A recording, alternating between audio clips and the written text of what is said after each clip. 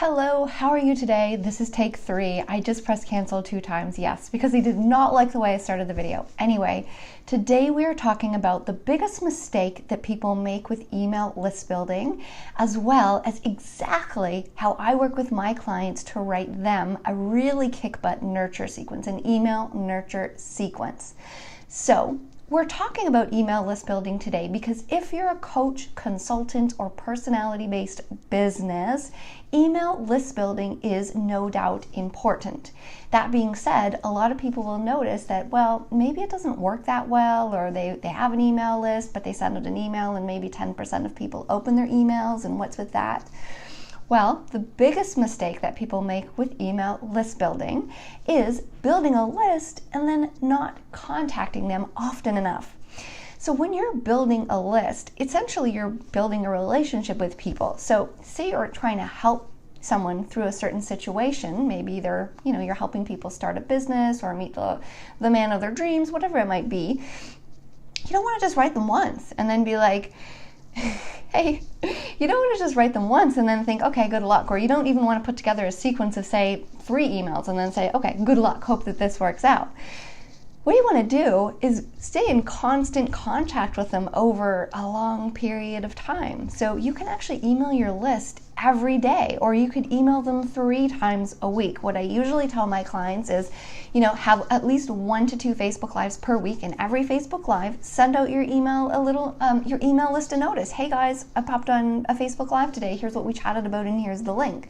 Maybe you could have like a Wellness Wednesday where you write them with a tip on Wednesday, and then like a recap Friday. There's all kinds of different little ways that you can make contact with your list, and it doesn't have to be long. You don't have to have like elaborate, long emails. These are just points of contact that basically build that relationship. Because the biggest mistake that most people make with their lists is they run out of things to say. They think that they're being a pain in the butt.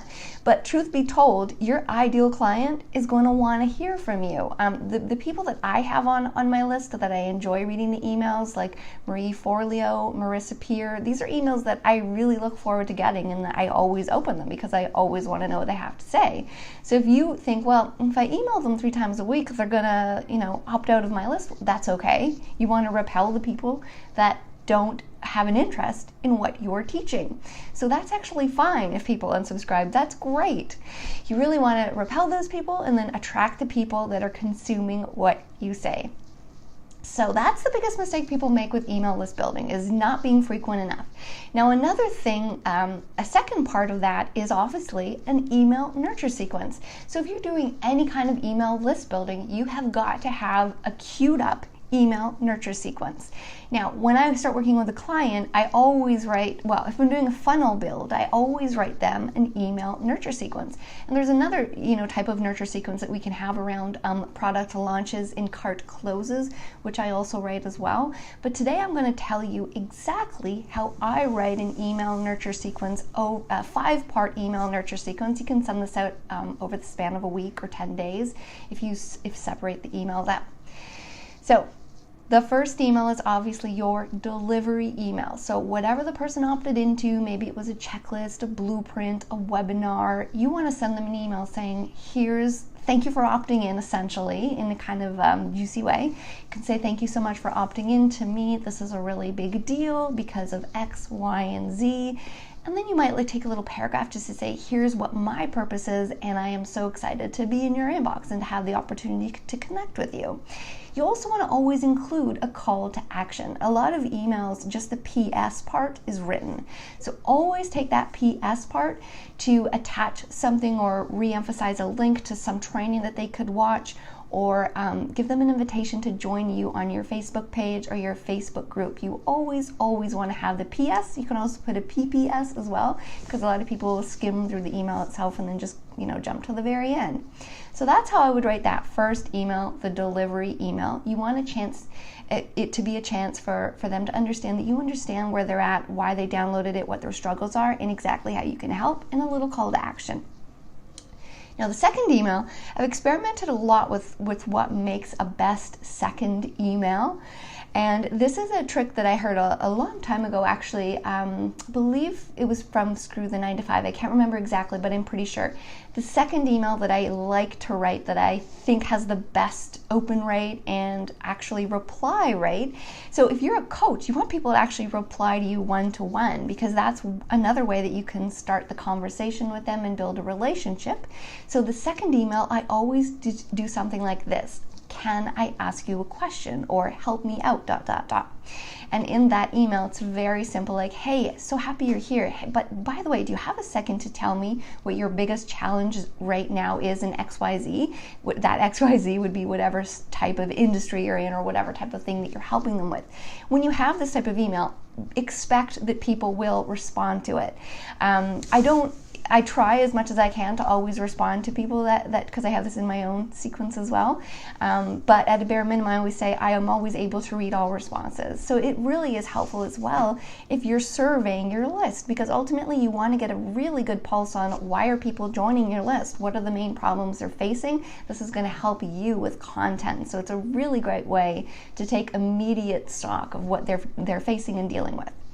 Now the third and the fourth email in the sequence, this is where we dig deeper on your personal brand story.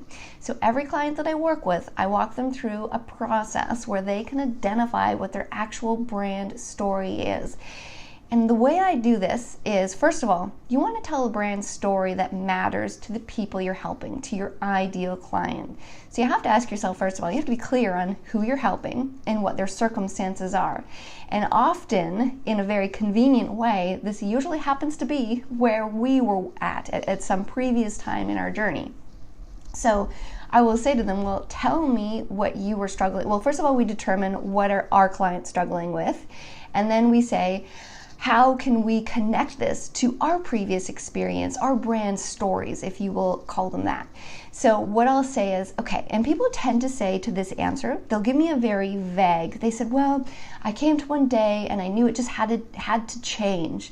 And here's the really important part with writing your brand stories. That's not good enough to say like, okay, just one day I decided to change, something happened. And this is where I don't want to say drive my clients nuts, but I'll say to them, well, wait, take me back to that moment. What was happening in that moment? Who was around you? What were the physical circumstances like? What was your body like? What kind of physical reactions were you having? Were you sweating? Did you have anxiety in your stomach? Was the waiter rude at the restaurant that you were at? Like, all these little details are really important when you're writing. Because when you're telling a story, you want to take people back to that time, that experience, and you want to stir up the senses. So sight, sound, feel, heart palpitations, all that kind of stuff is so critical to your brand story. And now I have another Facebook Live where I walk through in detail how to map out your brand story. But to put it succinctly right here, a story has a beginning, middle, and end. It involves being at one place and then at the end of the story being transformed to, say, a new bliss, where something has changed. There's some transformation that has happened and you've overcome some sort of odds. You've overcome odds, you're at a new bliss. And the first part of that third email, we're really digging deep with the pain points of what was happening at that time.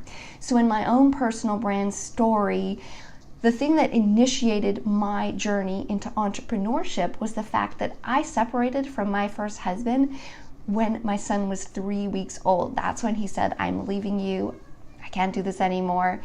And that's the story that I've cultivated because it's a genuine story that is the reason why I started the business, because I thought I would be that stay-at-home mom that would work part-time, that was able to bandage scraped knees and be with the kids a lot more than most mothers in a lot of cases these days. And that did start my entrepreneurial journey. So that's the important part to focus on, is thinking of a hook. So you have to think of what is going to be a really good hook, not only identifying the story, but the hook that's going to capture people's attention. Because when you talk about something like that, like somebody getting divorced or somebody being left when their child is so young, it's obviously a painful experience and it captures people's attention. So you definitely want to think about your story and then a really good hook. Now, you don't want to be manipulative. This is the important part. It has to come from the heart. It has to be a genuine part of your journey.